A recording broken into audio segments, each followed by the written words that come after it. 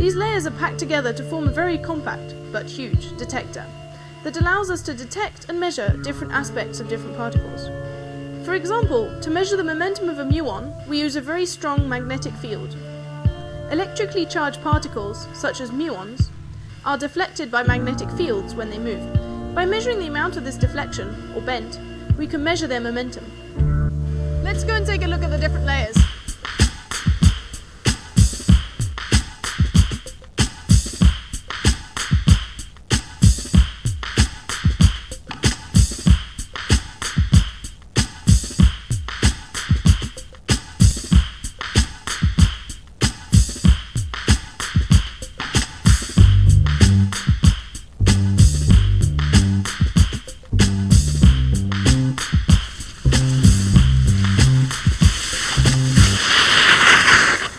CMS is one of the 4 detectors which will be placed around the world's largest particle accelerator, the Large Hadron Collider.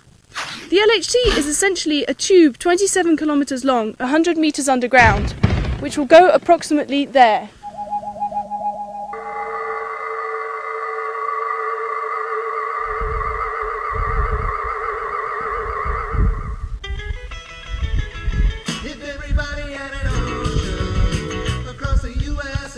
Two beams of particles will be accelerated in opposite directions using radio waves. It's a bit like the protons were pretending to be surfers riding the wave.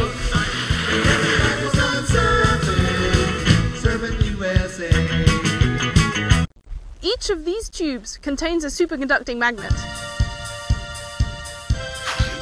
Over 5,000 are needed to keep the protons in a circular path. When they reach their maximum energies, the 2 beams of protons will be sent smashing into each other. 4 specific collision points around the ring. In the LHC, the probability of creating a new and interesting particle is extremely small, perhaps as difficult as finding a needle in a million haystacks. So, to get something interesting, we need to collide the protons very often. At LHC, there will be about 1,000 million collisions every second. Just to make our job more complicated, some of these particles have a very short life, and before we can capture them, they have already transformed into something else. So, we are a bit like detectives. We look at the evidence and try and find out who done it.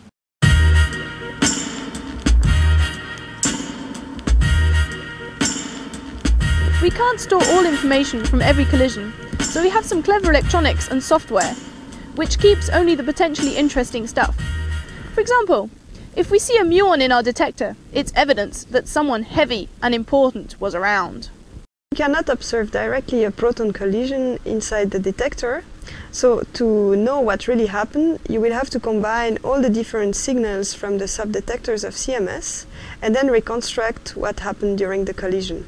So in this screen you have a simulation of what could happen inside CMS. So you have 2 protons colliding coming from this wide tube and then creating a whole lot of particles. And in particular the 2 pink ones, they are electrons, and the red ones muons. This is a simulation of a Higgs event, so if we observe something like that in our detector, then we will be happy. So now we only need to find the needle in a single haystack. Why are we doing all of this? We want to pursue our understanding of the universe as it is and as it was. There are many unsolved mysteries. Why is the electric charge of the electron exactly the opposite of the charge of the proton? And by the way, what is charge?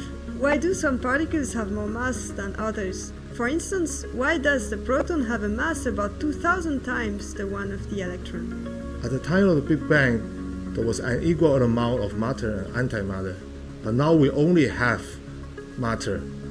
Where has all the antimatter gone? Why is it that the universe is clumpy, with matter concentrated in galaxies?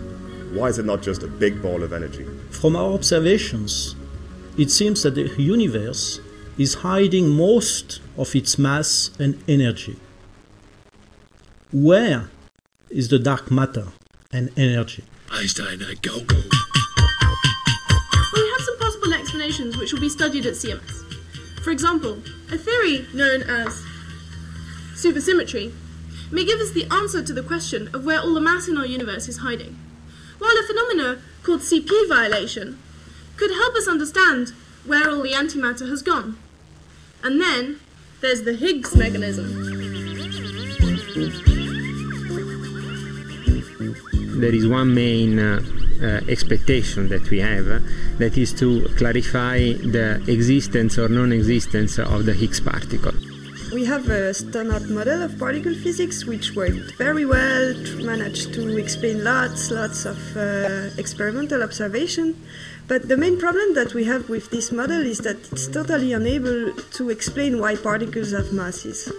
The idea was to introduce a new type of particle, which is called the Higgs particle, which by interacting with those other particles would give them mass.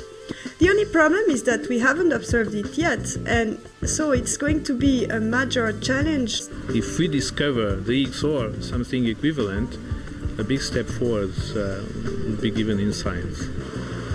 The Higgs boson and supersymmetry are just theories. CMS and the other LHC experiments may prove these theories right or wrong. But what we do know is that they will provide us with an insight into the unknown. What physics is really about is learning your imagination to understand nature. That's what we do.